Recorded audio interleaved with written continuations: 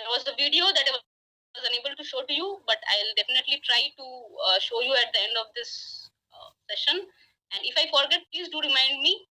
You are also seeing the 6-7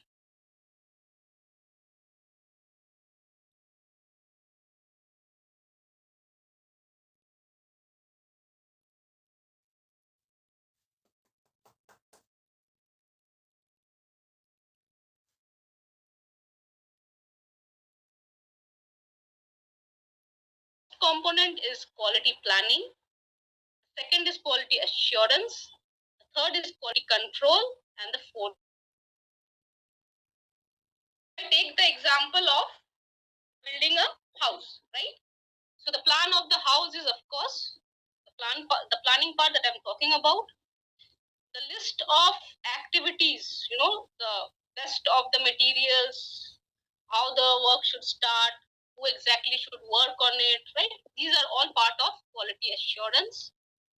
When the work has already started, it is at that time that quality control is also implemented, whether the activities that were chalked out on the quality assurance, whether the materials, whether the different types of resources that was required to be present for making the building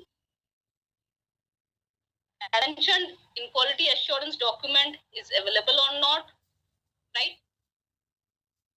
After quality control, whatever differences between quality assurance and the actual activities observed, those are taken up for improvement, right? So the plan of the building is the quality planning part that I'm talking about.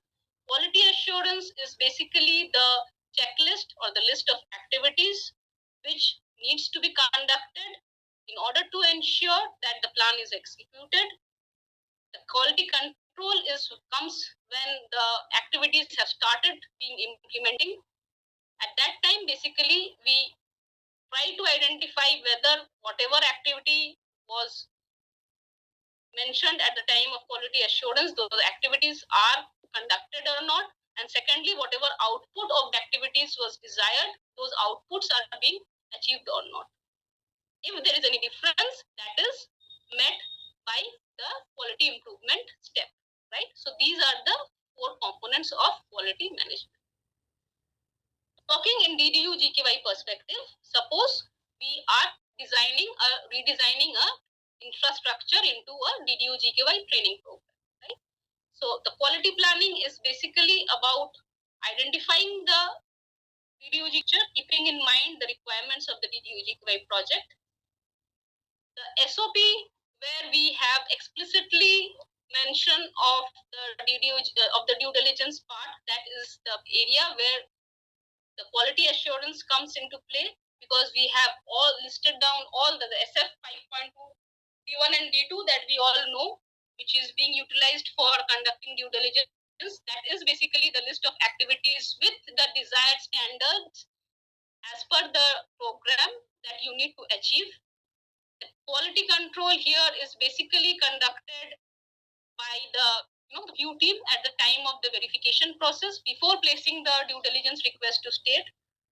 And then whatever the deviation or non-compliance that is being observed by the Q team at the time of verification is the difference between what exactly was supposed to be done as per the quality assurance document and what exactly has been implemented by the operations team. So this difference has to be met by the operations team under quality improvement. So these are basically the 4 steps or the 4 components of quality if we talk in the perspective of DDU GKY. Identifying the infrastructure, designing the infrastructure as per the SOP in order to get approval of the center as a DDU GKY training center. When the training center is ready as per the operations team, the quality team is verifying it and identifying the difference between the SOP and the activities that have been performed by the operations team. If there are any differences identified, it is taken up as quality improvement. And finally, when everything is as per the protocols, the quality team will submit the due diligence report to the state for further verification. So these are the 4 components on which the entire quality management process is based. Now, talking about each of the components separately, quality planning is about identifying relevant quality standards and determining acceptance criteria, stakeholder expectations, roles and responsibilities concerned with quality. Assurance is about application of planned systematic activities to ensure project requirements are met. Provide assurance that the project is proceeding according to agreed plans or processes. Quality control is monitoring project results to determine compliance with quality standards and identifying ways to eliminate unsatisfactory results. It consists of inspection, testing, and quality measurement, and verifies whether project's deliverables conform to the specifications or not. In DDU GKY, when the quality team is inspecting the training center at the time of due diligence, it is basically trying to understand whether the SOP has been maintained properly or not, or the quality assurance document has been properly maintained or not. Quality improvement, it is basically drive process improvements and issues found, set controls based on identified risks, update risk analysis and quality standards. Right? So this is not just about due diligence. If you take any of the, deliverable that you are supposed to basically give in this program, each of it basically will go through all these 4 components. Right? In fact, if you talk about the PPWS also, the targets that you have proposed for your achievement of commencement, completion, and placement, even these also are basically follow the same concepts. You plan and then you assure, right, through your monthly activities, whatever you are doing, and then during the review meetings, it is basically seen how much you have been able to achieve, and after that you have to accordingly, based on the differences, based on the gaps, whatever is there, how you can improve yourself. So quality assurance makes sure you are doing the right thing in right way, right? And quality control is basically you have to see that whatever activities you are doing, whether it is achieving the expected output or not. So quality assurance is basically the checklist that you have to ensure while implementing your project, and quality control is the verification whether the activities have been conducted or not, firstly. Secondly, if the activities have been conducted, whether they have achieved their desired output. So quality assurance and quality control are sometimes very overlapping concepts, right? It is very difficult to basically completely separate both of them. It is completely they are in sync with each other, right? So, and the cycle of this continuous improvement is basically the third component also of quality management process. It talks about framing policies. These policies are then implemented, and based on that, whatever correction is required, those corrections need to be made. The cycle of continuous improvement is basically to increase your own standard, right? You perform and then you identify what are the things that have not been conducted, what are the things where you're lagging behind, and then you try to pull up yourselves, you pull up your socks, you rectify them, and if perhaps it is made a habit, if it is done on continuous basis, it is definitely going to increase the standard of quality that you give. So policies, standards, and procedures, accordingly, your staffs are trained. They perform their activities which are supervised.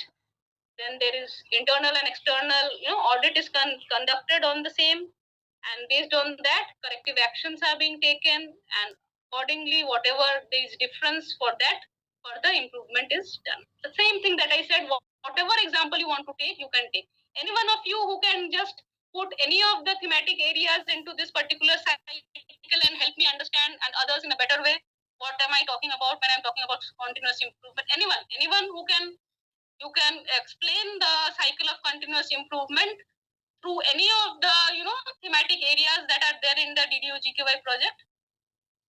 Like I said about the PPWS, like I said about the due diligence part. So anyone, any other point? Ma'am, I want to try. Yeah, sure. You are can you please introduce yourself first? Ma'am, I'm Esther Hawkip from Manipur State Rural Livelihood Mission. I am in the Mission Executive for Skills. Welcome, ma'am, and thank you for joining this session. Yes, ma'am, actually I joined very late, but then I find it a little bit interesting on this. Thank you so much, ma'am. Thank you so much. So, ma'am, please, if you would like to explain this cycle of continuous improvement through any other thematic area that we have in DDU GKY project. It can be anything from mobilization to anything that you think you can fit into it.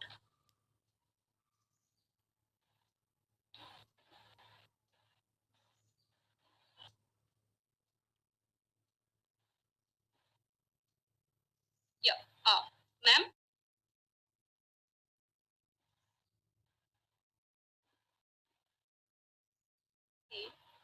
Anyone else? Anyone else would like to try? Hello, ma'am. Yeah, I can hear Actually, you. I mute my mic, that's why. No, ma'am. Please continue. Ma'am, this cycle of continuous improvement, this is very much relevant in the field perspective. Yes. Because in this 5 to 6 points of circle, what I feel more important is about staff training and also the supervision. Because in staff training, if you are not trained properly, then we won't be able to know about the targeted area and the geographical locations of those candidates who are coming from rural areas as a whole. So if we don't have a proper training in the staff, even we might also not be a very good thematic expert. But until unless we go to the field, then we get to know more. So when it comes to this staff training, I feel like we get to learn more in the field when we interacted. When we interact with the self-help groups whose children or whose relatives are coming towards this DDU GKY.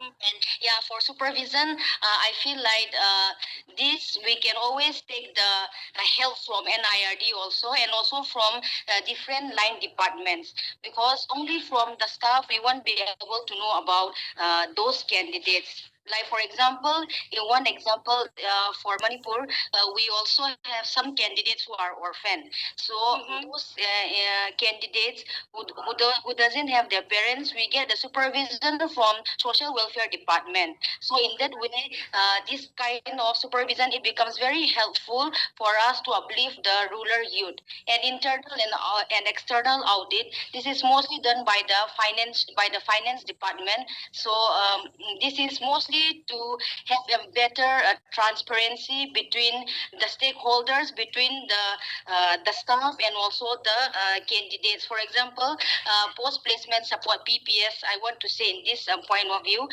post placement support PPS, which we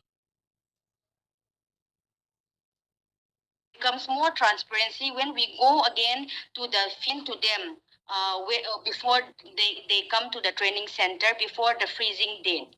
So that is again very important as a point of this external and internal audit. And then corrective actions. Ma'am, for these corrective actions, I feel like as a member of DDU GKY in the state, I feel like going to the training centers and letting them know about their do's and don'ts, their code of conduct, all these things, I feel it become more important when we impart to them about the process, about the process of the scheme. Because one example is before we give them some of the candidates, before we give them placement, when we already book their flight tickets and all, sometimes they totally left the job. They totally neglect that they want to go to the placement outside Manipur, outside Northeast. So in that way, it becomes a loophole. It becomes a different kind of crisis, especially for the state SRLM and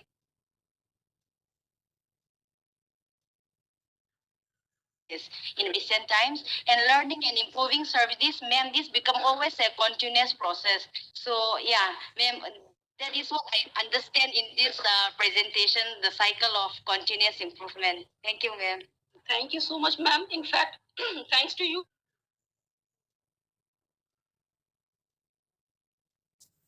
it has given us a perspective from the SRLM part also, that what exactly are the things where the PIAs also need to take care about, especially when we are talking about, continuous improvement, like the corrective action that you very rightly mentioned, that the tickets are being booked, but the candidates are not willing to take, right? So these are the areas basically where the PIAs also need to think upon that why exactly is this happening? Is it because somewhere the counseling part or the mobilization part, whatever it is, when the candidates were in the training center, whether the PIAs have been able to make the candidates well aware of where exactly they are going to place, what exactly is the type of job role that they are going to take. So these are certain things that are, of course, that are learning, right? And the second point is that I would just support you also, ma'am, that the supervision or the audit that we are talking about, this quality control, it is not just about the Q team that the PI is having in their own team. It is also about the different kinds of stakeholders that you are working with, right? They are also constantly, constantly watching what exactly are the different activities that you are taking in, right? You are bringing candidates from the villages, you are bringing candidates from different districts. So these officials, the village level people, the village level organizations, the district officials, the SRLMs, of course the CTSs, ministry, right? They all are basically the, the external controls that are, they are continuously looking into what exactly the project is, how the project is getting implemented. So they also give observations, like ma'am said right now, the different kinds of observations that they are, facing, the problems that they are facing. So these are a learning for us, and also we as a PIA have to identify ways to sort them out. Only then we will be able to, improve ourselves. So thank you so much, ma'am.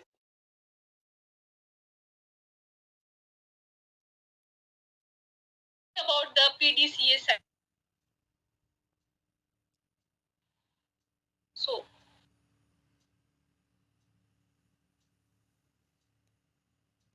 on which basically this cycle of continuous improvement is based upon, right? So in order to ensure that you continuously improve, you have to ensure that you follow the PDCA cycle. Now, what is this PDCA cycle?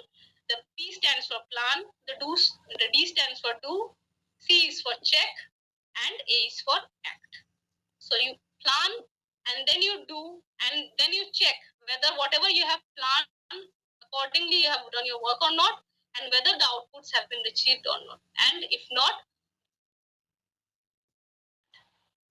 so plan is about policies and objectives, customer requirements, whether you have been able to meet the requirements.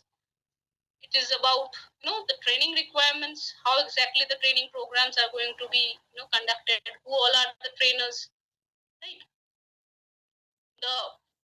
When the training program is being implemented, the trainers, since the trainers are the primary, connect between the candidates and the PIAs, when the candidates are in the training center, that because they are the ones with whom the candidates are spending the most of their time, 8 hours, right? So trainers have to be, always up to date with their skills. They have to be, always aware of what are the latest changes in the industry.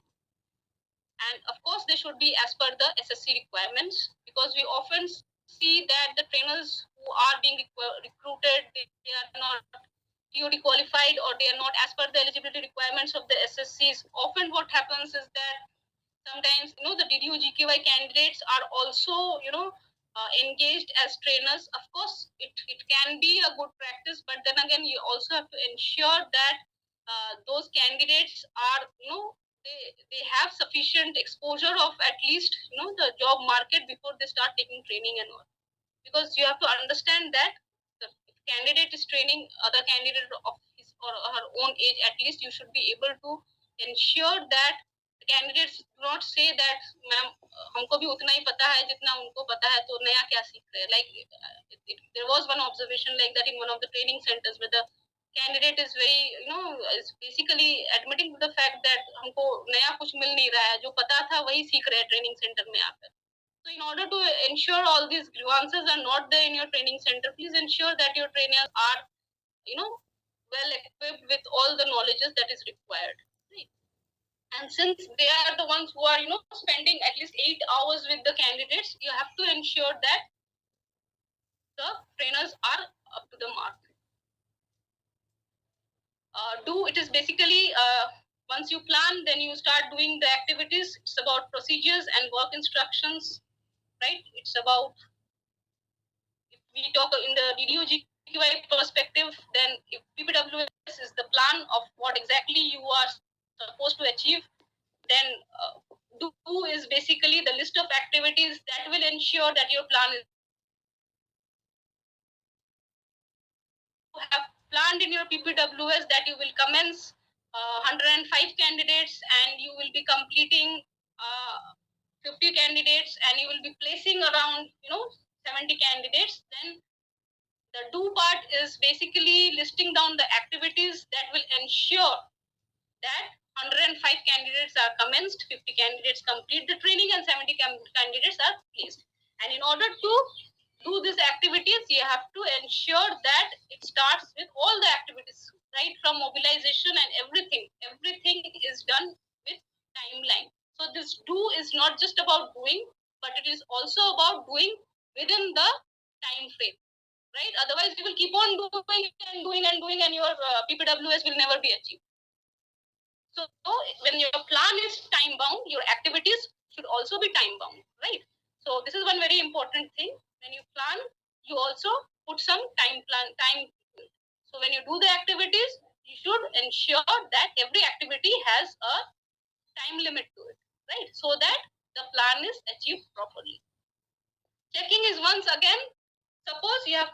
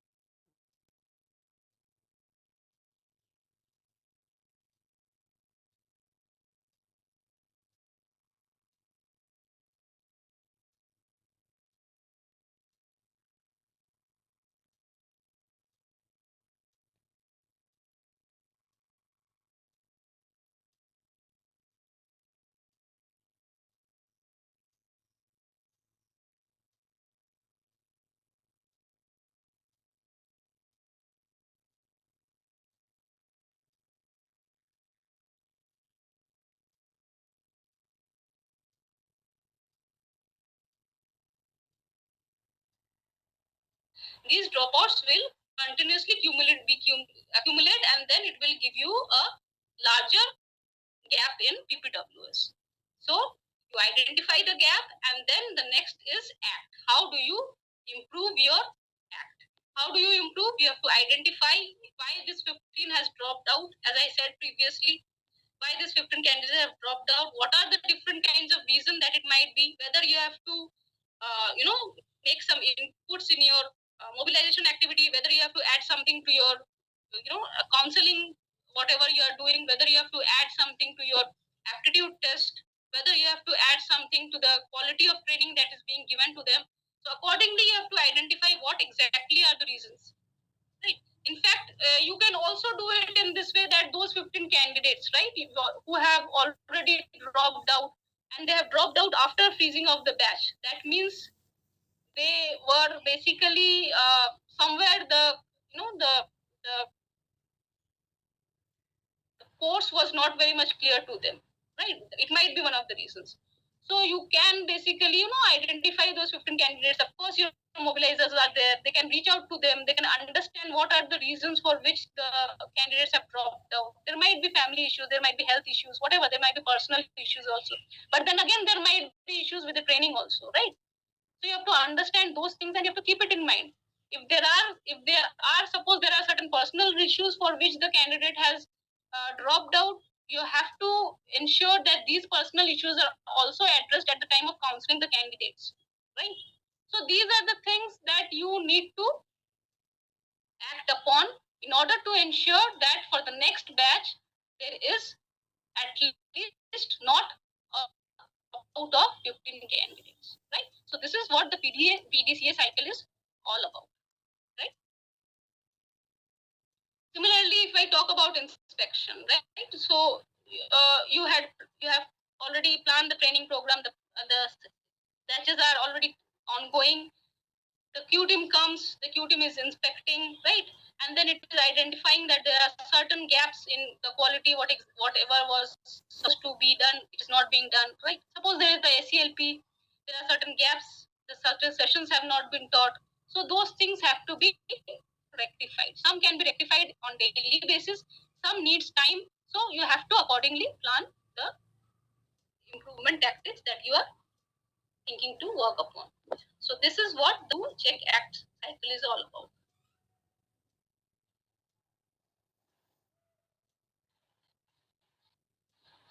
Although we have been discussing quality management in DDU GKY from the beginning itself, almost in all of the slides, we have made reference to DDU GKY, and we have also talked about standard operating procedures, the SOP, which is basically the manual which ensures that the quality is ensured in DDU GKY project. So we will, of course, talk a little about SOP also. This manual standard operating procedure is a handbook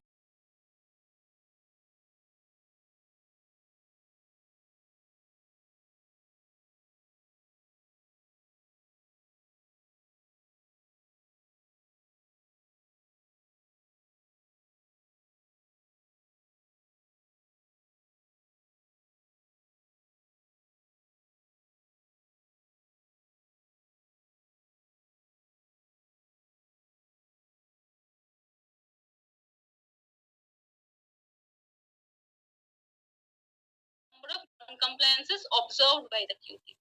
Right?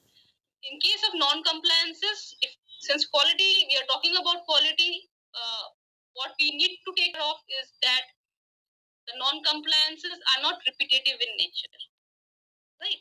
Because that is where the quality of the project implementation is reflected. The first inspection, suppose there are 3 computers are not working. Q team has observed 3 computers are not working. They have given their observation. Next, the SRLM officers visit. They also identify that this time not 3, but another 2 has added. 5 computers are not working. The CTSA comes for inspections, and again the same non-compliances is there that the computers are not working.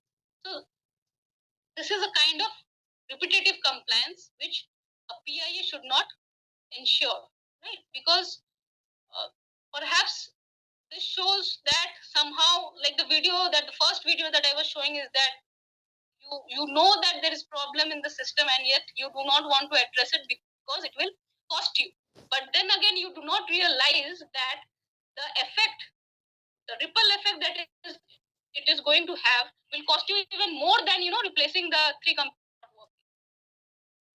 Right. So this is one thing that we do not understand, that although we are talking about continuous improvement, we are talking about controls, we are talking about checking, we are talking about our Q teams, but then again somewhere we do tend to forget, we do tend to take we tend to overlook whatever observations we are getting, and these somewhere they have negative impact on the quality. They finally we tend to compromise quality, and the cost is even more, right, compared to what exactly you would have incurred if you would have tried to replace those 3 computers or perhaps try to repair those 3 computers.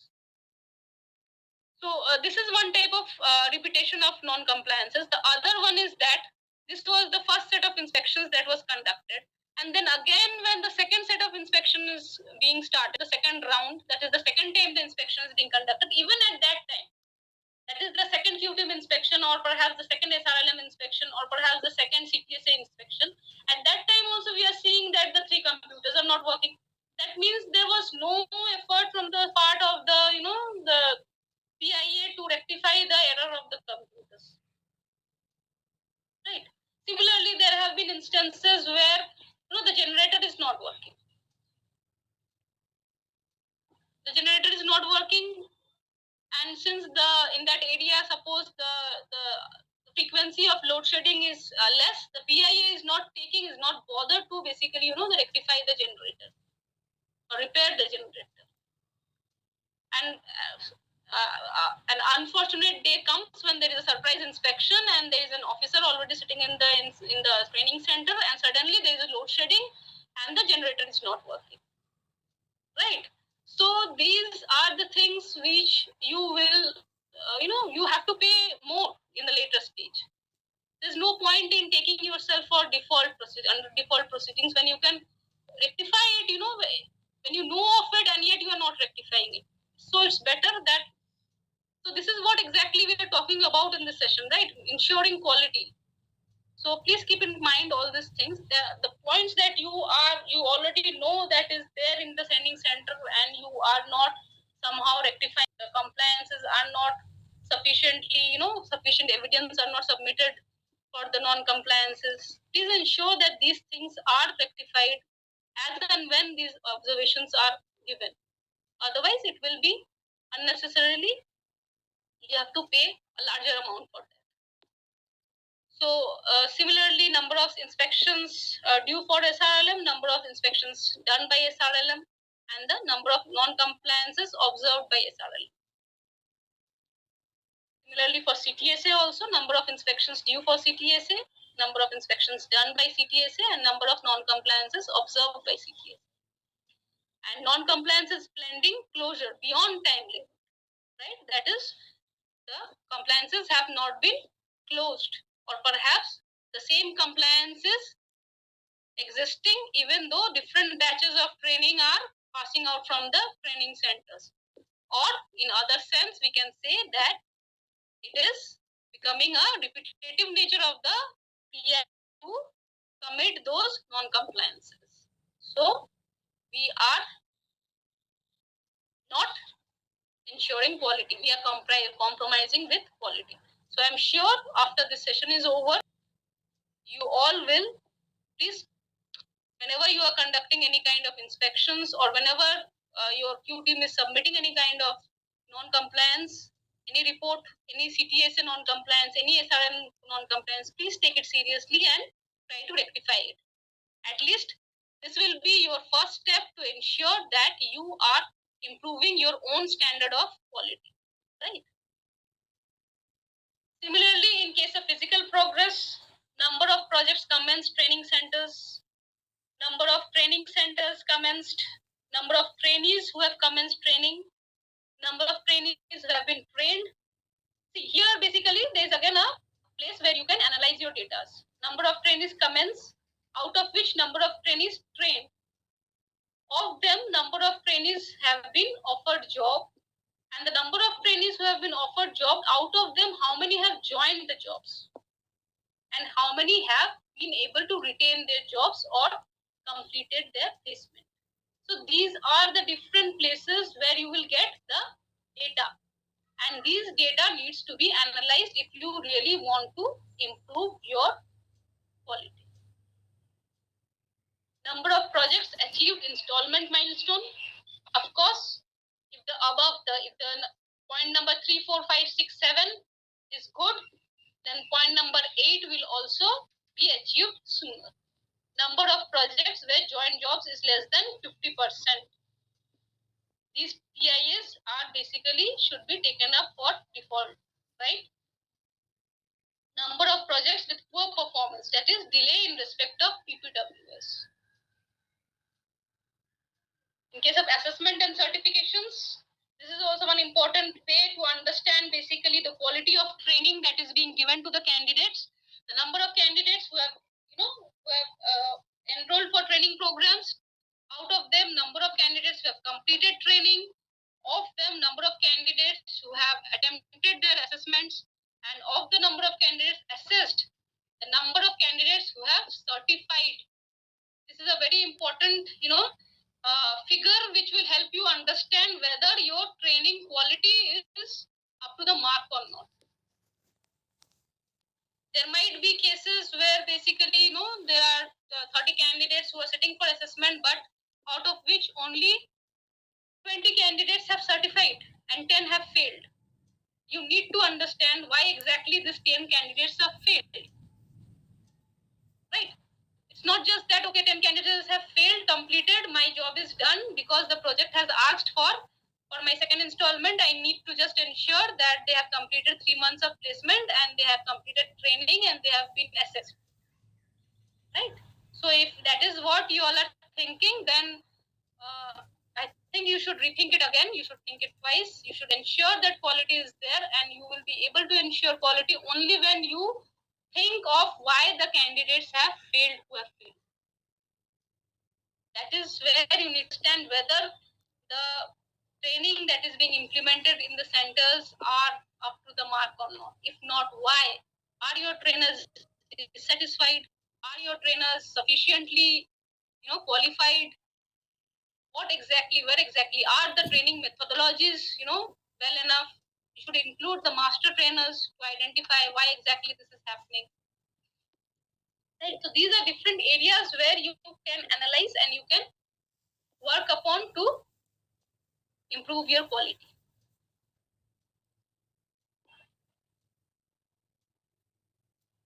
Placement, number of trainees trained, number of candidates offered job, number of trained candidates joined job, number of trained candidates placed, number of trained candidates document uploaded. In fact, here basically the main point that I would like to talk about is the relationship management, one of the principles that we had learned in the principles of quality management. It was, I hope, the 7th principle. So it talked about relationship management, right?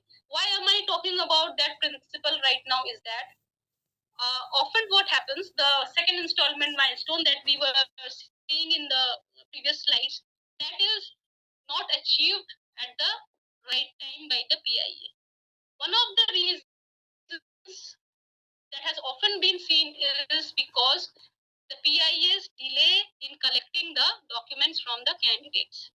Candidates are not willing to share their documents with the PIA.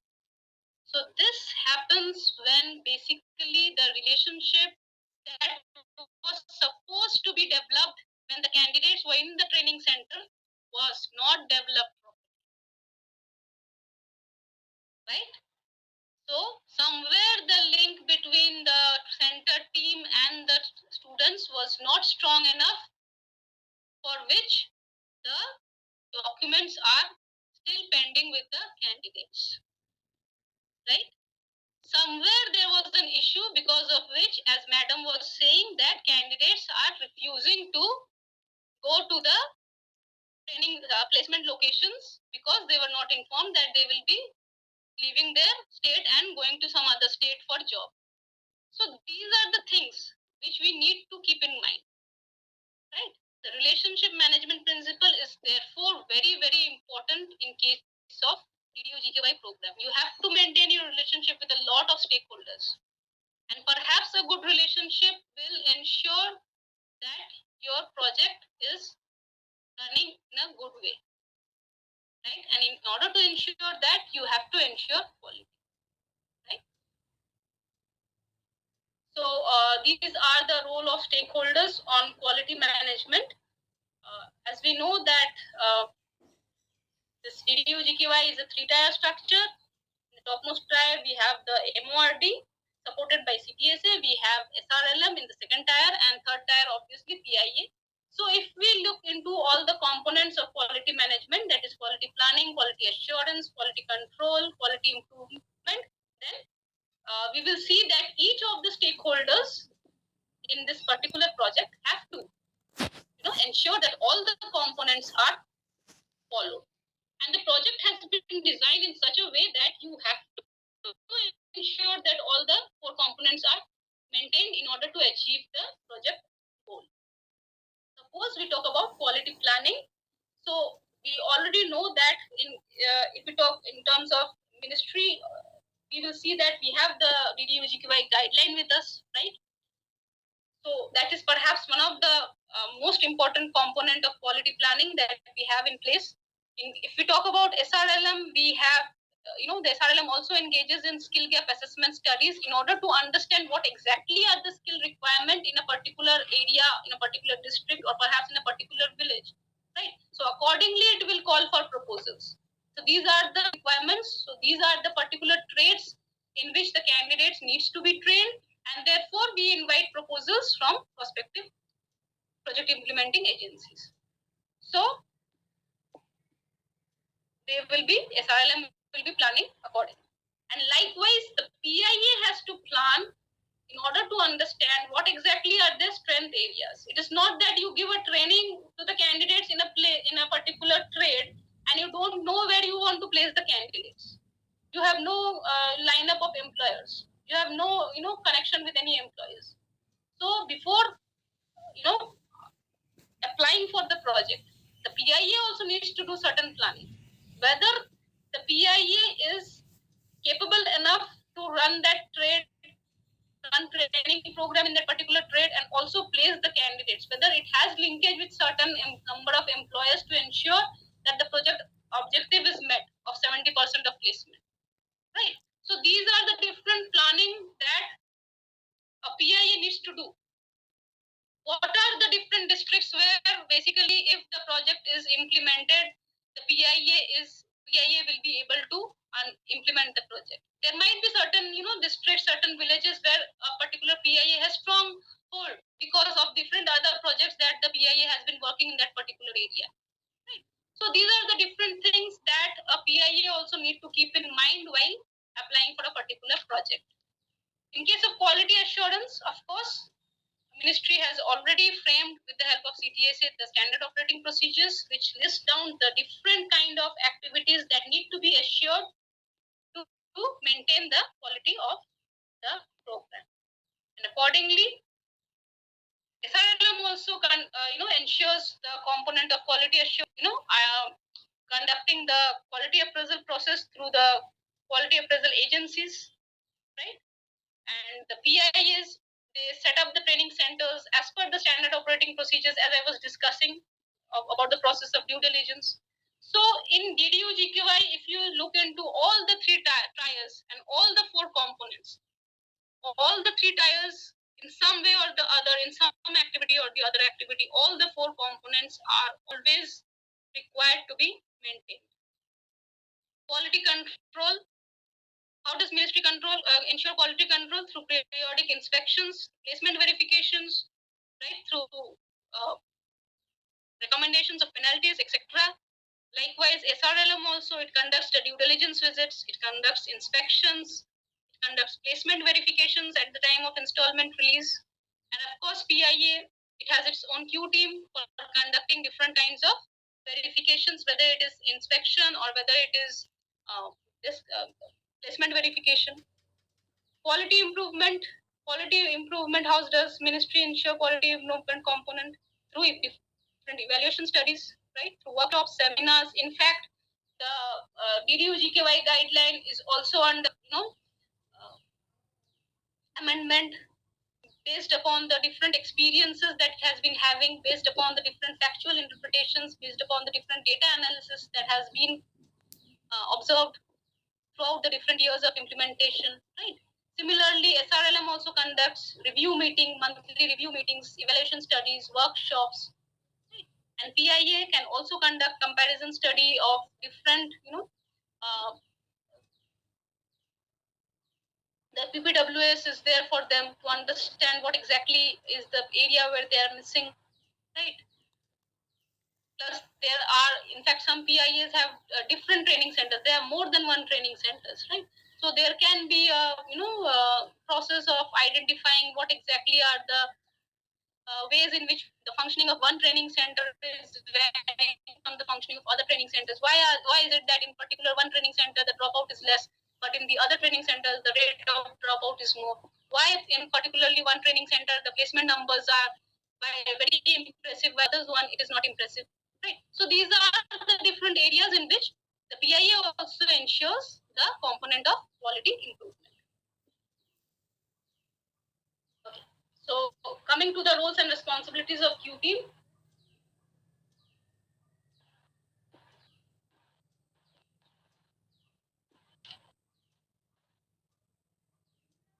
So first of all, we'll see what is Q team. Of course, PIA Q team is a member of their own organization, PIA itself. But then again, a PIA Q team is works more like it works on the concept of checker concept, right? Like in DDU GKY, entire project is based on the maker checker concept. The operations team is the maker, while the Q team is the checker, right? So PIA Q team works under the PIA umbrella and ensures to maintain the quality in their training centers as per the SOP guidelines. Role of PIA Q team is to find out the deficiencies in the training center and report to the PIA management. The PIA management has to rectify these issues. Self-correcting mechanism is highly encouraged. Of course, this is what we have been talking about since the morning. This is what we are talking about when we were discussing about the the continuous improvement cycle. This is what we were talking about when we were discussing the PDCA cycle, right? So it is entirely about how we can correct our own mistakes. And this is how we ensure quality. PIAQ team has to share the inspection report with CTSA and SRLM.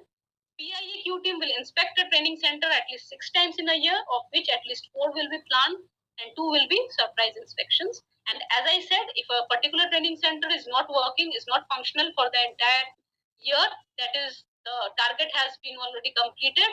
So in that case, the number of inspections will be proportionately reduced. And the role of Q team under DDU GKY. So what are the things that Q team needs to do? It has to ensure conformance to SOP requirements, making organizations perform and satisfying its stakeholders, right? So the relationship management part that we were talking about is also something that a Q team needs to take into consideration, especially the employers part, where they need to ensure that the employers are also satisfied. Find ways of improvement on continuous basis. So when exactly comes the role of the Q team? While setting up and maintaining training centers since inception till the end of the project, while preparing the training learning materials, maintaining the tablet PCs, preparation of PPWS and ACLP, preparing questions on internal assessment, while delivering daily skilling sessions, maintaining quality reports and standard forms, and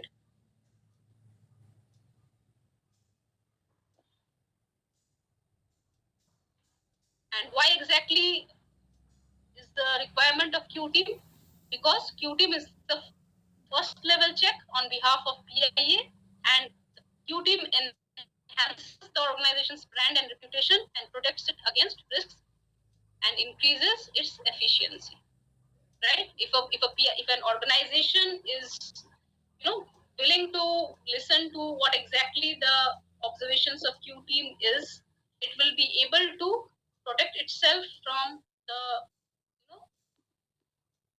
risks of those non-compliances being identified by either the SRLM or the CTSA, and also timely identification of the risks will help in increasing the efficiency of the project. So the role of quality team in ensuring quality during due diligence and inspection.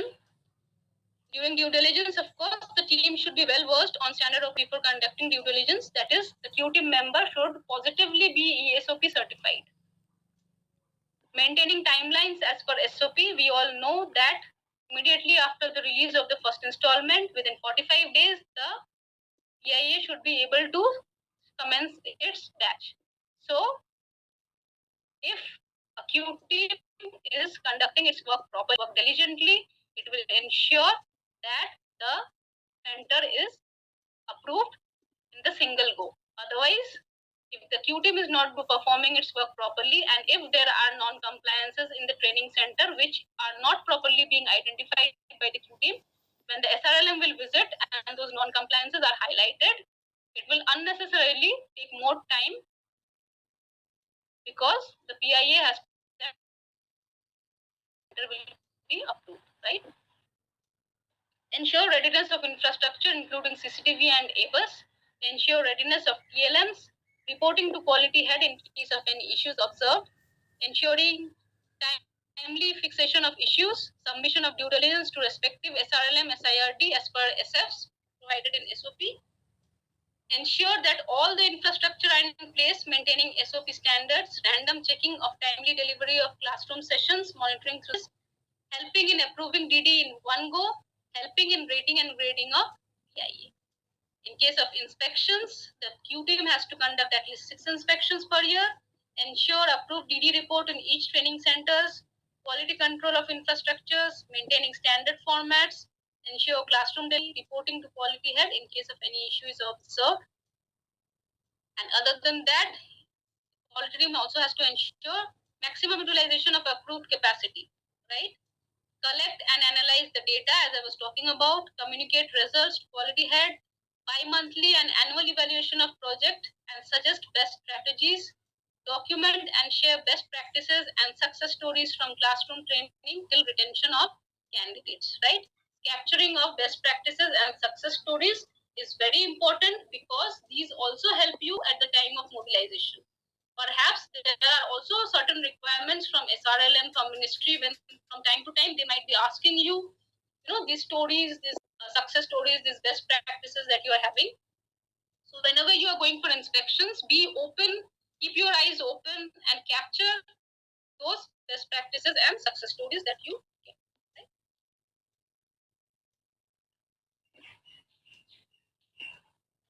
So to sum up the responsibility of Q team in implementation process, firstly, verify and certify the training plan as well as course content is being maintained.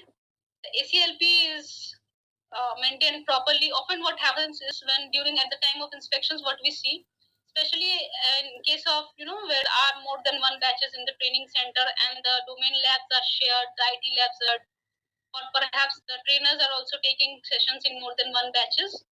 The ACLP needs to be made with uttermost care. Why? Because what happens is sometimes the ACLP, you will show that batch 1 is having domain lab, and again when in batch 3 also suppose the domain lab is at the same time.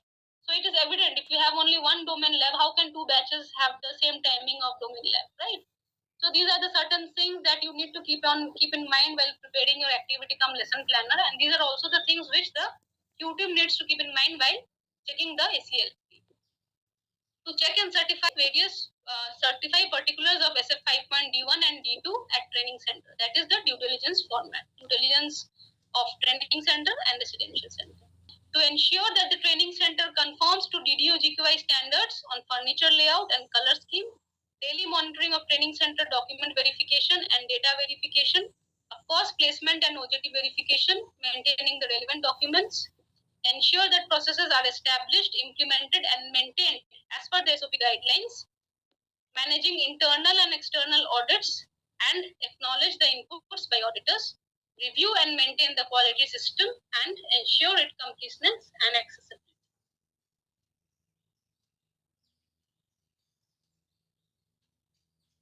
During center inspections, the Q team has to verify all standard formats and documents of all candidates undergoing training on sample basis, verify the CCTV and biometric attendance of trainers and trainees and cross-verify it with manual attendance, verify the training quality, right, through the CCTV footage, by interacting with the candidates, right,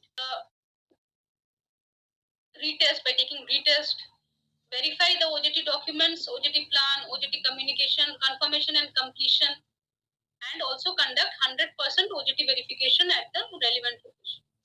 verify the placement document of all the placed candidates on sample basis, and also ensure that the training center and the residential facility is clean and the food quality is also good. We all know that in case of placement verification also that the PIA Q team has certain roles. Firstly, 100% verification of all placement documents, verification of the employer and uploading of data on the website, verify the retention and career progression of candidates, ensure to upload the tracking sheet into the ERP or relevant website, ensure to maintain the tracking sheet of each batch from month 1 to month 12 and verify these candidates on sample basis, submit monthly report to SRLM and CTSA. Perhaps this is one example of poor quality assurance, control and management. So we can see in the picture the candidates are sitting on the ground and having their lunch. So as per SOP, the dining room should have enough tables and chairs in order to accommodate at least 1/3 of the approved candidate capacity, right? Quality control, that is at the time of it was supposed to verify whether the dining room has enough tables and chairs to be able to accommodate at least 1/3 of the approved candidate capacity and are well maintained with supply of hygienic foods and drinking water, which was compromised, right? And due to this, there was failure in quality management. There was no understables or mandates. The Q team did not perform its work properly, and trying to cut cost by using existing infrastructure, and lack of communication from top, middle, and bottom level management, right?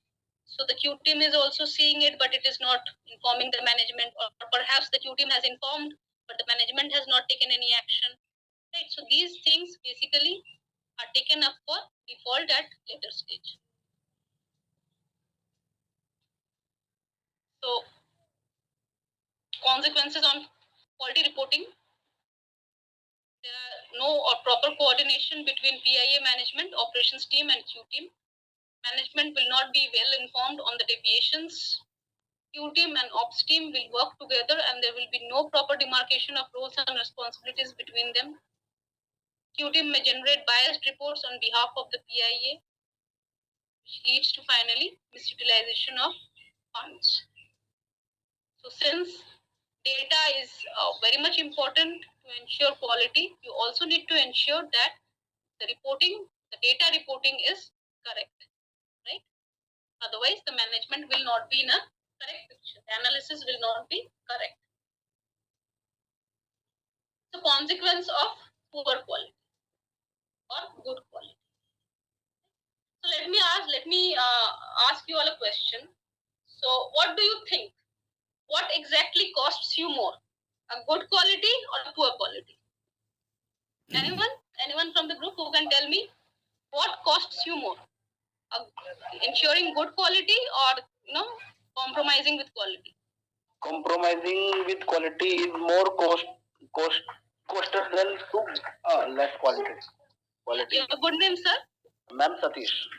Okay. So can you tell me why do you think so?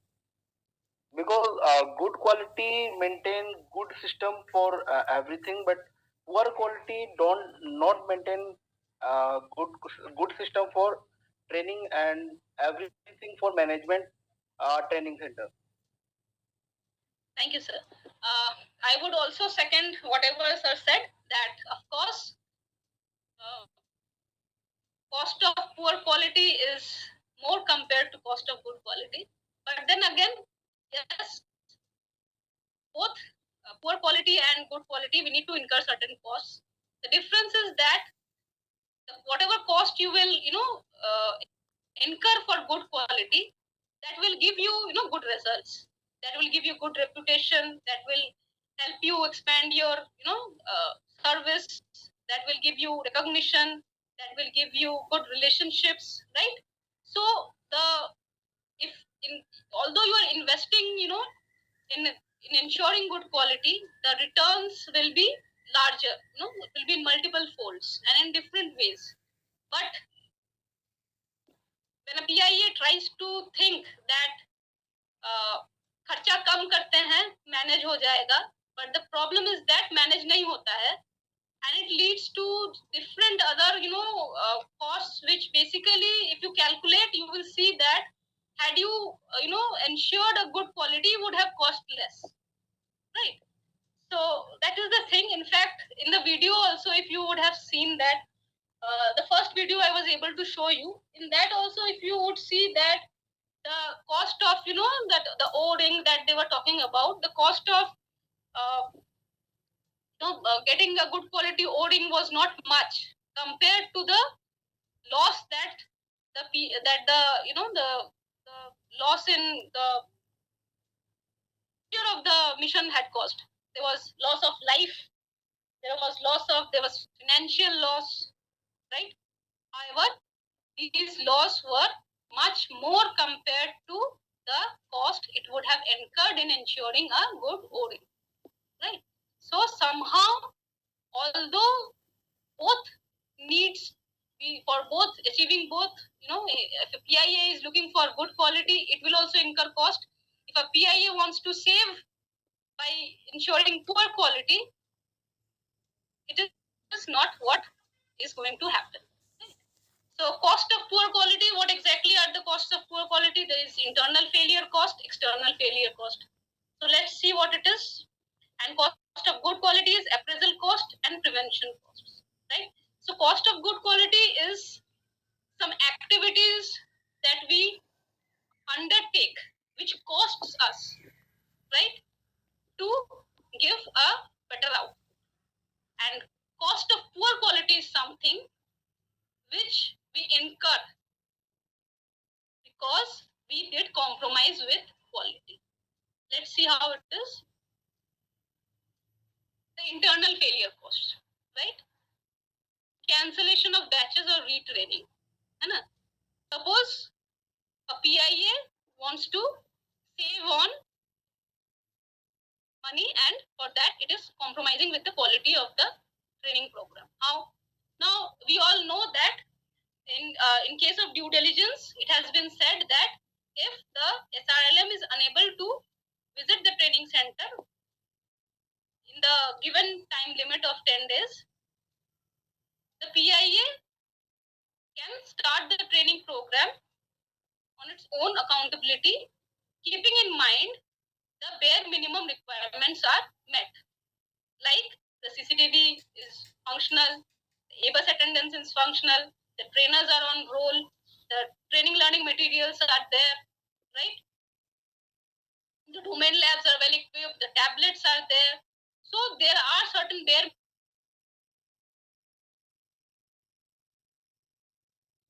PIA, if a PIA thinks कि अभी तो SRLM ने visit नहीं किया है, हम batch शुरू कर देते हैं तो कुछ खर्चा बच जाएगा, फिर जब विजिट करेंगे सर लोग तब देखा जाएगा, उसके बाद कंप्लायंस निकलेगा, उसके बाद हम लोग सब सही कर लेंगे. But what happens is there is also a clause over there that during the visit of the SRLM within the next 20 days, if it identifies any non-compliance, right, of in basically the bare minimum requirements that was supposed to be maintained, the PIA can be taken up for default. The batch can be cancelled, right? The PIA may have to again retrain the batch, right? So these are the things you have to think whatever I am thinking will save me, whether it will actually save me or it will put my reputation on question. So these are some things which we need to take a call on. Lost money which was invested in cancelled batches. If your batch is cancelled, of course जितना भी दिन आपने invest किया पैसा उस batch को train करने के लिए completely is a loss for you. Now if a particular batch is you have to retrain or a batch is cancelled, what happens? That data you will not be getting. You have to again retrain the candidates. This will unnecessarily stretch your deadlines, which you are not allowed to do. So again you will be taken up for default. Overshooting the budget, of course, अब you are already given a first installment. अब उस first installment में you have to achieve certain targets to so that you can your second installment targets. अब वो first installment वाला पैसा में अगर आपने वो installment second installment का target achieve नहीं कर सके, आपको continuously batch ही retrain किए जा रहे हो, तो आपको second installment नहीं मिलेगा. तो फाइनली आपको तो सेकंड इंस्टॉलमेंट नहीं मिल रहा है, तो आपको आइडर लोन लेके चलाना पड़ेगा. Unnecessarily you are overshooting your budget, है ना. टारगेट भी अचीव नहीं हो रहा है. Your staff is not what to say, your employees are discouraged, वो भी मोटिवेटेड नहीं है, राइट. पैसा नहीं मिल रहा है, सैलरी ड्यू हो जा रहा है, ट्रेनर्स को सैलरी नहीं मिलेगा तो ऑब्वियसली उसका रिपरकशन किस पे जाएगा, बच्चे पे जाएगा. Trainer will think I am investing my 8 hours in this training centre, मेरे को सैलरी नहीं मिलता है ट्रेनिंग के बाद में, मंथ के एंड में, तो why will I give my 100% to the candidates. So these are the different factors. आप एक जगह पे कॉम्प्रोमाइज करते हो, it has ripple effects. It's a vicious cycle. आपका हर एक पैरामीटर पे वो इफेक्ट लाएगा. Your trainers are dissatisfied. They will not give sufficient inputs to the candidates. आपके कैंडिडेट्स सही से ट्रेन नहीं होंगे तो ऑब्वियसली आपका प्लेसमेंट सही नहीं होगा. So think upon it, right? So before the next time we try to think in this way कि चलो इसको compromise कर देते हैं, please think कि what exactly are the ripple effects of that compromise and then decide upon, है ना. So it will have everywhere, it will have that ripple effect. अब आपका सोचिए 3 साल का प्रोजेक्ट अगर है आपका, ऑलरेडी साल खत्म होने को आया, 3 साल almost is coming to a completion, आपका टारगेट अचीव नहीं हुआ है. The SRLM will obviously, they too have to meet their annual action plan targets, so they will be giving you pressure that you meet your targets, and at that time you will have no other option but to open more training centers so that at the time you can train more number of candidates, hire more trainers, hire more people, center staff, center in charges. तो obvious है कि आपका जो internal cost है वो तो बढ़ रहा है ना. So please consider all these things, keep them in mind because they are very important. We do not think in this way. Of course we are bound by timelines, we have to perform within certain timelines, but then again we also need to think sometimes rationally कि जो सोच रहे हैं वो सही में सही सोच है या it will have some negative impact, है ना. So likewise आप अगर कॉम्प्रोमाइज करते हो क्वालिटी, जैसे इंटरनल कॉस्ट है आपका, वैसे एक्सटर्नल फेलियर कॉस्ट भी है.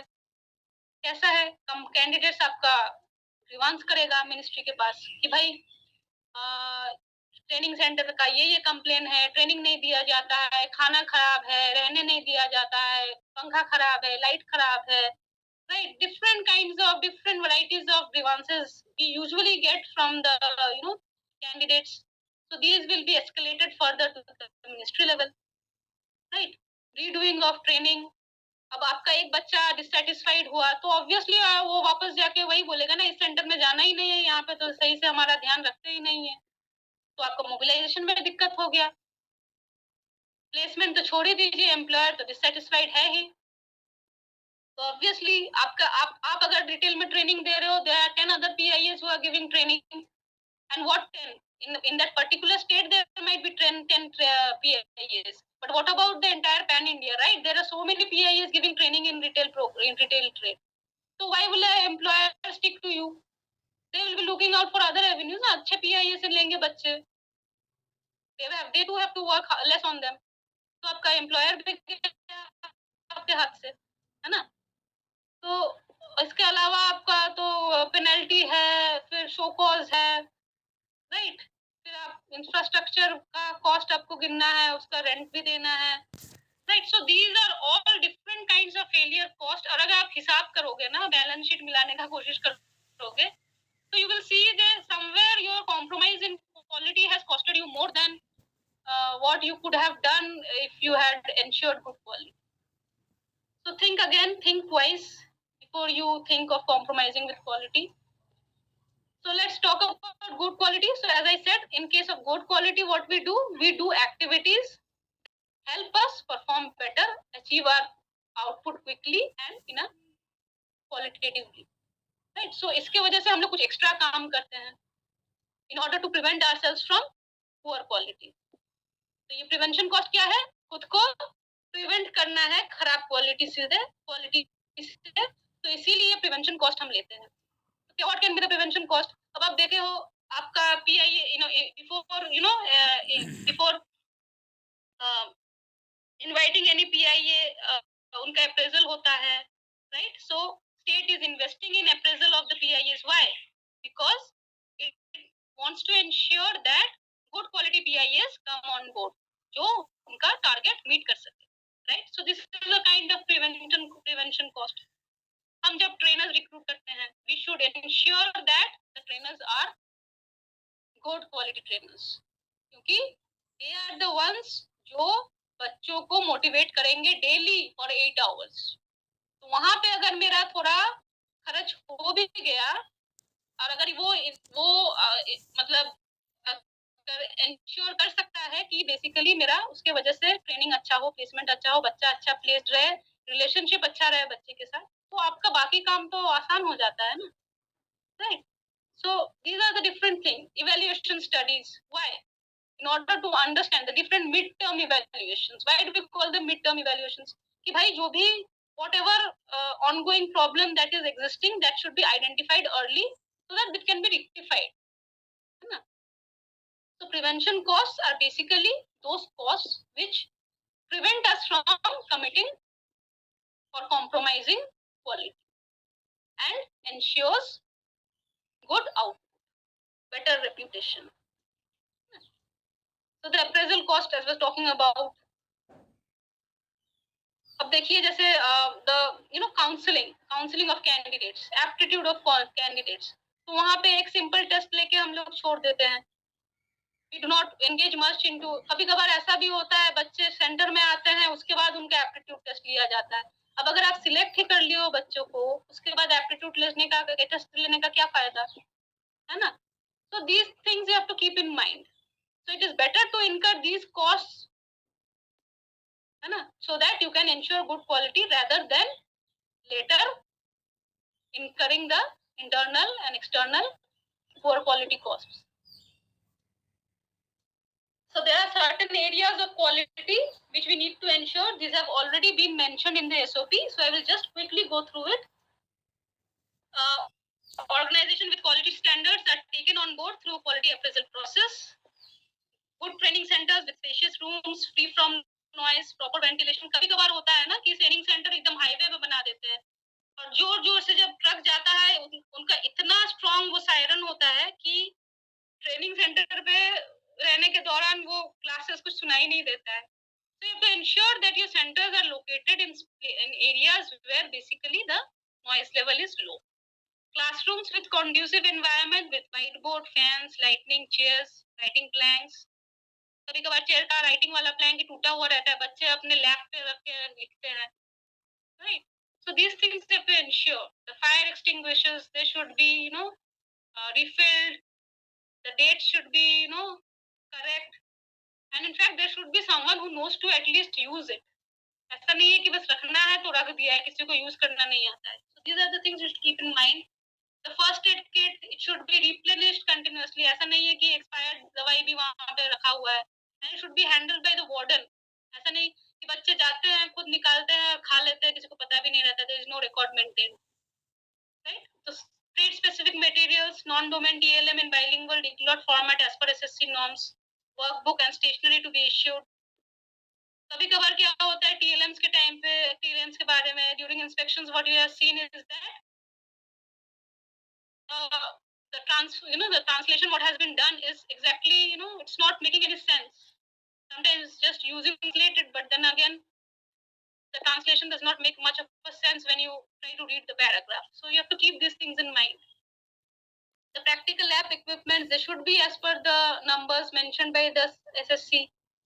The good hostels, there should be good hostels, proper ventilation, lightning fan, security.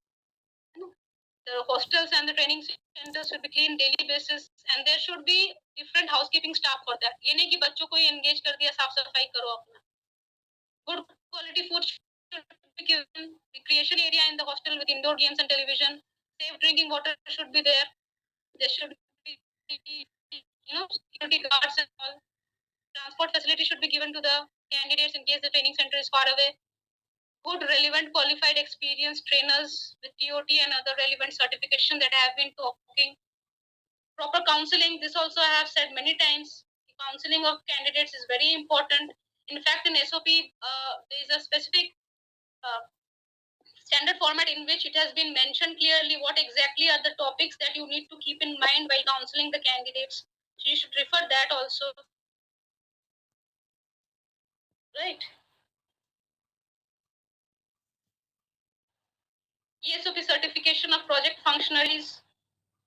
Good quality identity cards in bilingual with neck tags. This is also very important. During inspections, what we see is बच्चे के गले में identity card ही नहीं है. क्यों? Because वो फट गया है या फिर टैग दिया ही नहीं है PIA ने. So these things you have to keep in mind. bus attendance should be there. CCTV camera ka specifications, it has already been changed. It is there in notification 42/2016. So please ensure that you go through notification 42/2016 for CCTV cameras. External guest lectures, industry expert interaction. This will give the candidates, the present job requirement, what exactly is the requirement of the candidates, of the employers from the candidates. Parents meeting, the trust factor, it helps you to you develop the trust factor. It helps you to reduce the number of dropouts. So these are some things that you can do to ensure quality. Alumni meetings that I was talking about, they are very good, force of mobilization. Maintaining standard formats, timely submission of reports to SRLM, CTSA and MORD, collection of OJT and placement documents, regular internal assessments and third-party assessments. And only internal assessments will not work. Analysis of the internal assessments. You have to identify the weaker students and you have to ensure this is the responsibility of the Q team. You have to identify the weaker students from the internal assessments and ensure that the trainer gives extra time to that particular candidate. That is how you will be able to improve yourself. Right? That is what we mean when we talk about continuous improvement. Grievance redressal is top priority to prevent attrition. Go through the grievance registers, see what the complaints the candidates have mentioned, and try to resolve it. It's not that कि बच्चे बोल रहे हैं हटाओ, कौन सुनता है, एक के बाद एक बैच आएगा, दूसरा बैच निकलेगा, सुनने का जरूरत नहीं है. Please don't keep such attitudes, because these redressals, if not addressed at training center level, might get escalated to ministry level also. So please try to resolve these redressals, grievances at the training center level itself. Work readiness module, OJT, right? These things are important and helps in maintaining quality. Placements in good organizations, preferably with ESI and PF and other statutory benefits. Financial discipline, periodic audit reports, yearly audit reports, non-embezzlement of funds. Social composition should be met. SC, ST, women, minorities. अगर आपका ये सब categories दिया गया है आपको sanction order में, please ensure that these categories are met in all your batches. वरना क्या होगा कि जब आपका इंस्टॉलमेंट रिलीज का टाइम आएगा या फिर प्रोजेक्ट क्लोजर का टाइम आएगा, you will not be able to meet these criterias. It will be difficult for you. तो शुरू से ही from the first batch itself try to maintain the ratios. So quality is the responsibility of all team to ensure above. Q team is essential for corrective measures and continuous improvement. So these are some of the best practices that have been captured. This is for mobilization, training center, IT lab,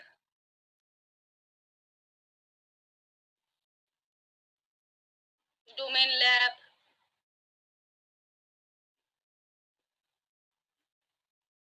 recreation dining facility,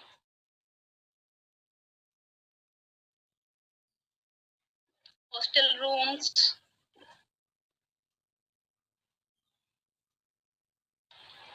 In case of bunked bed, please ensure that the ceiling fans, they are at good distance from the candidates. ऐसा नहीं हो कि bunked bed लगाया आपने, बच्चे जब ऊपर वाले में चढ़ रहे हैं तो उनका हाथ पंखा के पास पहुंच जा रहा है. So please ensure that if you are using bunked bed, It is better when the ceiling height is good enough.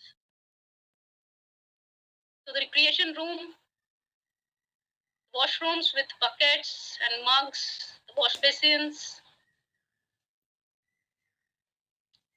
So that's all from my end. Lataji, are you there in the session?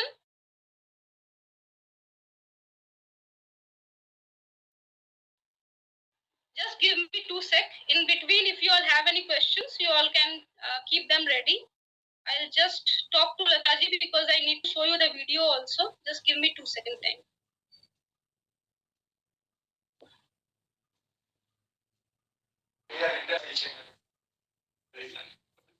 Thank you, Samita ji, for delivering the session.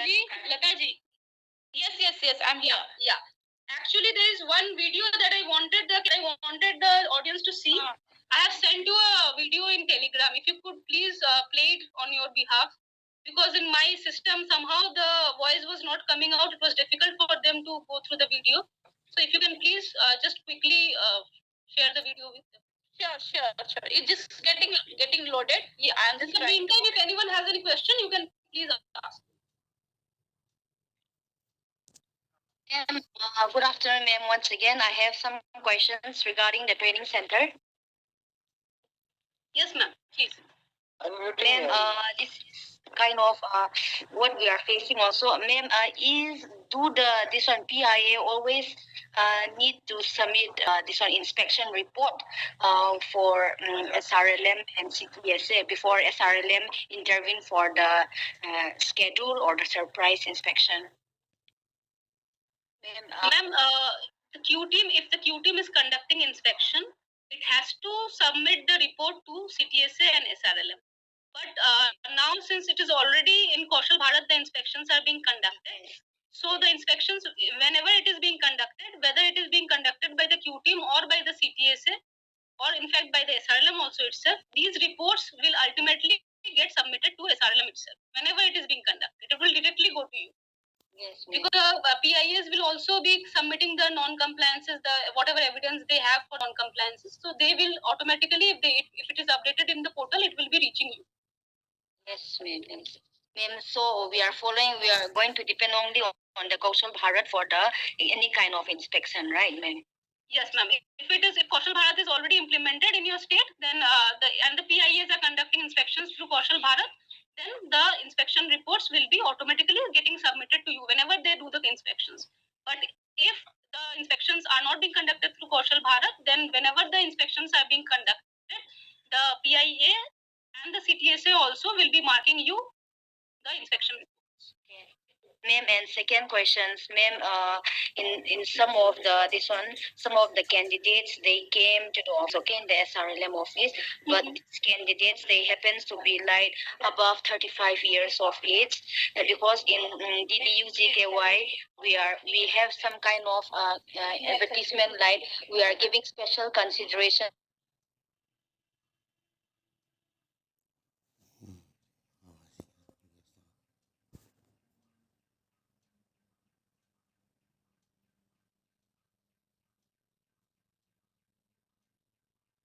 of our candidates. I mean, not get enrolled, but she wants to be engaged in the different kinds of skills the state has provided. But she is more than 35 years of age, and she is more interested in kind of work which can be given. The placement can be given itself. She is like more than 35 years of age, and she belongs to the scheduled tribe. So in that regard, I want to know what is the criteria which can be special provisions under our DDU GKY. But ma'am, in guideline also it has already been mentioned that if in case of SC/ST category, the age has relaxation till 45 years of age, ma'am. Yes, ma'am. Yeah. So in that case, she is eligible because she's 35 right now. Ma'am, for that, I have one more doubt. Some of the companies, I mean, most of the companies, they give placement to those candidates who are like very young and all. Now, and if she's interested in FMT, then her placement will in effect later on because now she is more than 35 years. And if she undergo training for another 6 months, 7 months, or might be like 8 to 9 months, and once she got placement, along with the OJT, she might be like very old, I should say, like 37, 38. So in that case, if the company cannot accept those kind of category, then what is the fast way of suggestion? Ma'am, I think it is not that what we need to do here is perhaps we need to look at the different trades that are presently being implemented by the different PIAs in the state.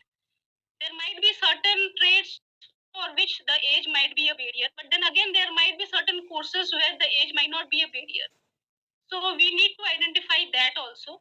And other than that, ma'am, I think the candidate, since the candidate is basically interested in taking the job and is basically interested in taking the training program, uh, perhaps you never know, that might be the candidate has the potential to influence the employers also someday about whether they should take her or not.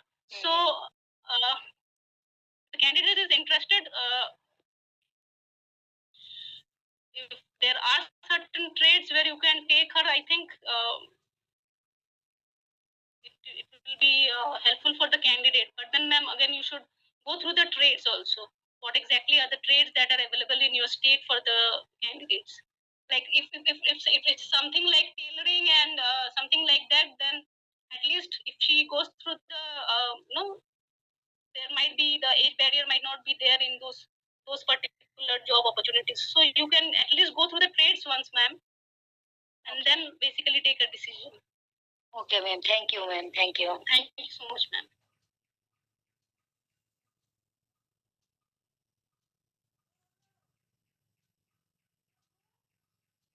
Any more query from the participant side? If no, then I can proceed for playing the video. Yes, ma'am. One more question. Hello. Yes, please I'm go ahead. from Pondicherry. I have one question. We have paid amount of 25,000 for each person. Each person 1,000, 25,000 for 25 members for assessment fees.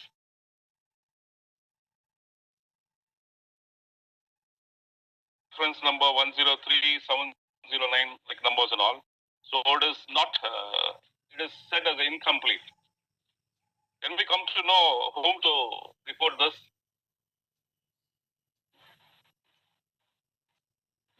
Sir, I am not very clear with your question. This merchant reference number that you're talking about, is it from the SSC that you have got? Is it regarding assessment? Yes, ma'am. So who has given you the merchant reference number? I got it through mail. Actually, it was Michael Thomas, who was here as a quality head earlier. He left the company and gone somewhere else. Now we don't have contact of his. So Sir, we are applied through his. I think this is something not exactly related to today's domain. But then the assessment is basically, it is conducted through Kaushal Bharat portal, and then it is basically through the SSCs also. So please check out if there is someone in the SSC who can guide you on this. And Okay, since it is basically related to someone already who was there, a part of your organization, it is very difficult to understand what has exactly happened. So please refer to the SSC, sir. They will be able to guide you in a proper way. Understood, ma'am. Thank you very much. Yeah, thank you.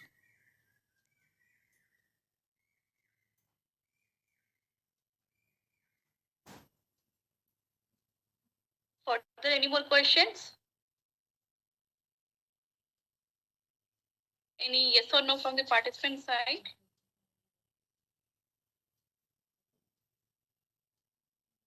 Shall I proceed for? Yeah, Lataji, you can play the video. Okay, done.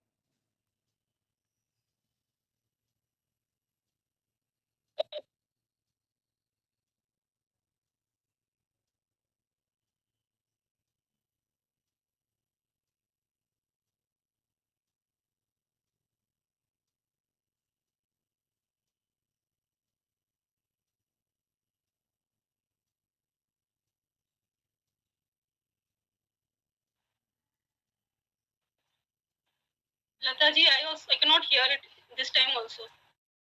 Can the participants hear? No, ma'am. You all can hear, then it's okay. No.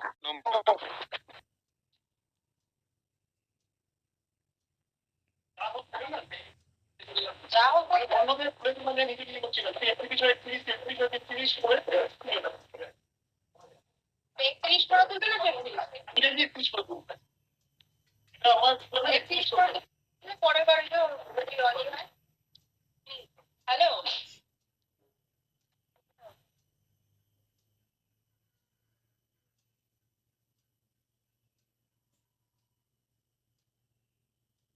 Samita ji, was the video audio was not playing?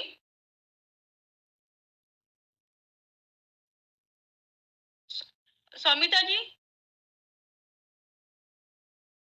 can anyone respond? The video was playing, but there was no voice. Matlab, audio was not there. At least that is what I have observed. Ma'am, it's not audible. The video is not audible, ma'am. I shall try one more time.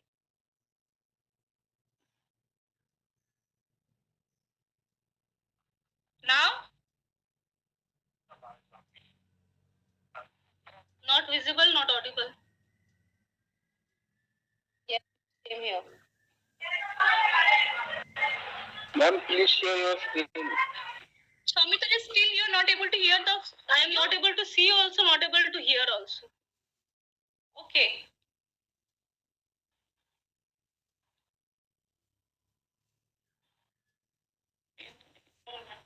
Okay, give me 1 second. I'll try it again. Try to play directly from the video itself. I was playing from the presentation. Might be there was an error. Let me see once again. If I am unable to do it, Lataji will again try to contact you. Okay. Okay. 1 second.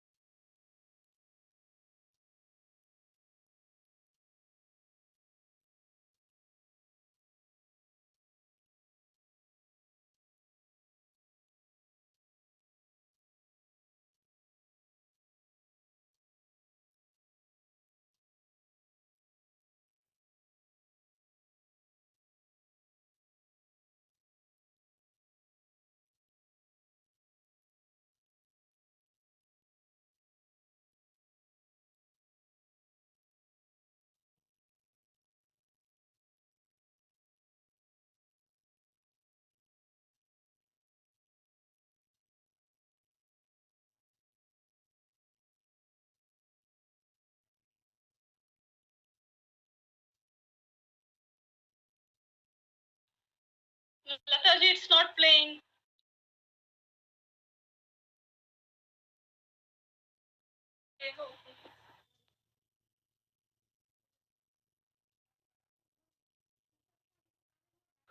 Is it now visible? It's visible. Audible? Audible? No, not audible. It's visible.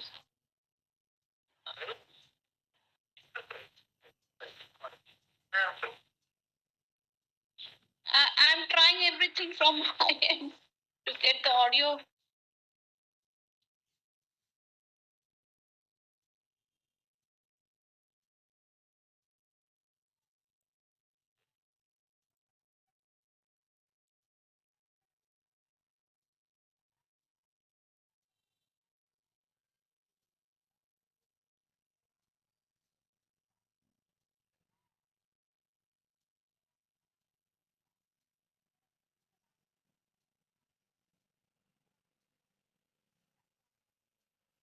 Ma'am, video is not audible.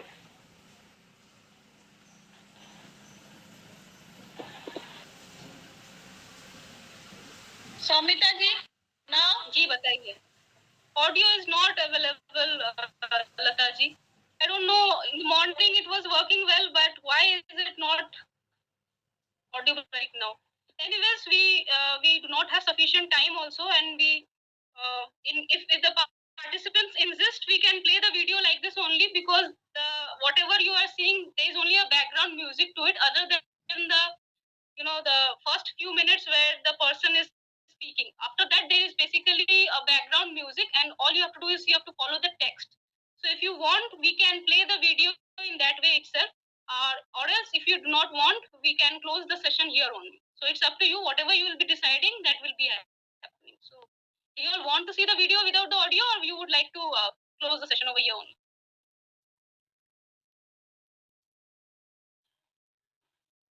Any does please participant let us know. Ma'am, please play the video like this.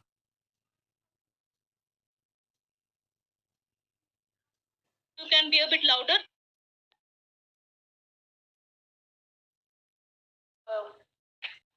Play the. Hello. Latraji, you just play the video, because I think if the participants will just follow the text, at least they will be able to understand what is happening. Fine. Right, just go through it once, because the session is already covered all the points that will be discussed in this, that will be shown in this video also. So you can just go through the video.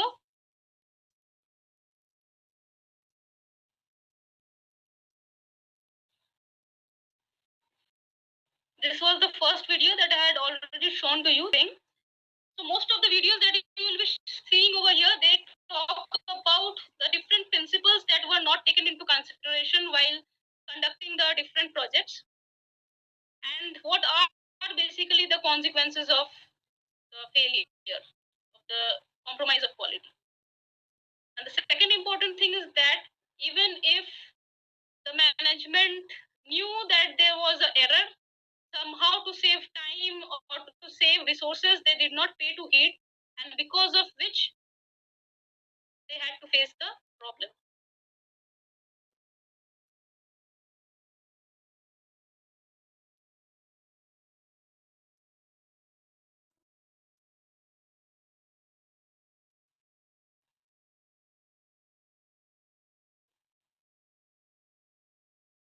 Also in the second video, quality was compromised.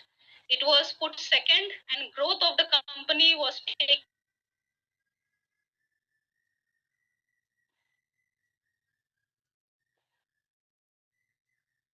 Employment and employee engagement was not there. Sharing of best practices was not there. And the quality principles that was broken was engagement of people that we had talked about in the slides. One good quality that we see here is that the leadership quality, because the leader had taken full responsibility of the failure.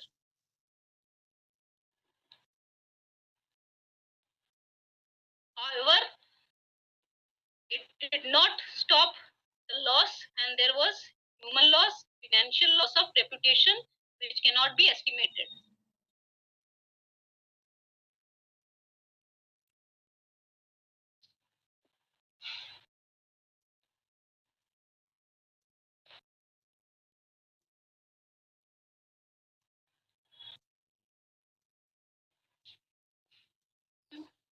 This is the third video.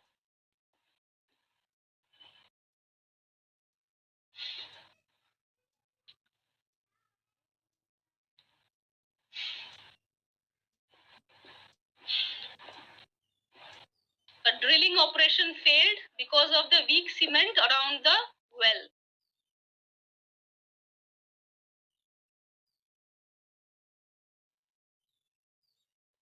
Lataji, video has paused.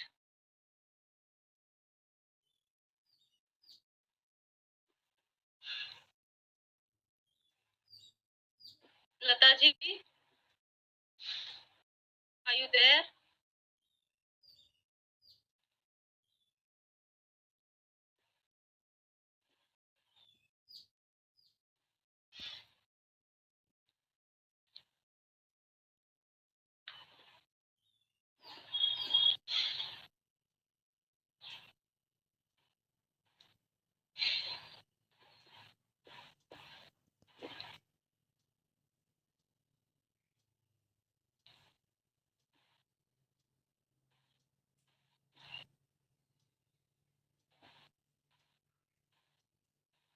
Lataji, video has paused.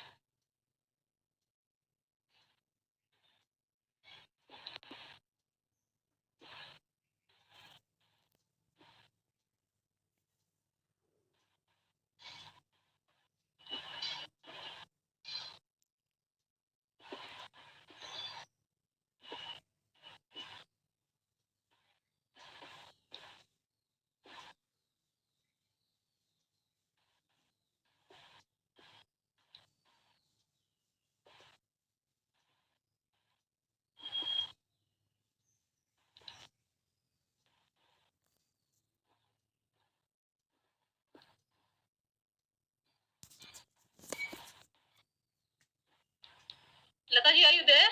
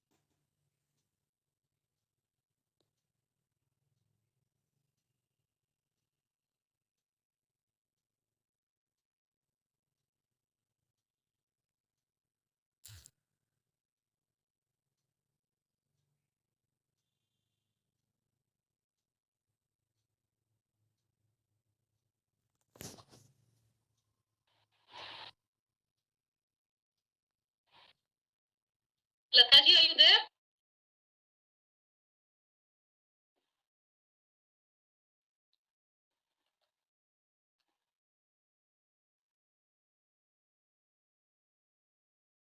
Lataji, are you there? Anyways, participants, are you there? Yes, ma'am. Okay, Yes, I am extremely sorry for the for the technical glitch that has happened, and because of which I was unable to show you the video. Perhaps don't you worry. Whatever video that was there, it was whatever topic that has been discussed in the video is all the session that has been taken for you all. So please rest assured that that video, that although I could not show to you all, but whatever topic was there has already been covered in the sessions. And since I think basically Lataji is also having some internet issues, because of which the video stopped midway. But I would, since the session has already been of almost more than 3 hours, I would not keep you all in hold for such a long time just because trying and testing the video again and again. So I would close this session with your permission, and thank you so much. Thank you for being such patient listeners, and thank you for hearing me out for patiently going through all these technical glitches and all. Thank you, B, for being so patient. Thank you for being so participative, and special thanks to ma'am for enlightening us with the different perspectives from the SRLM perspective. Also, what exactly are the things that are happening? So, thank you so much, everyone. It was really nice taking a session for you all. So, I officially close this session on behalf of Lataji. Thank you so much. Thank you, Soumitaji. Sorry, there was a technical error. We were not able to connect to the network. You have joined. Okay. I have closed the session on your behalf. Anyways, you can say your last words to the participants. Yeah, I thank Soumitaji and all the participants for really bearing us. We will share the PPT to your respective email ID. Thank you. We are winding up the session. Okay, ma'am. Thank you, ma'am. Ma'am, Thank you all. You may please leave the session.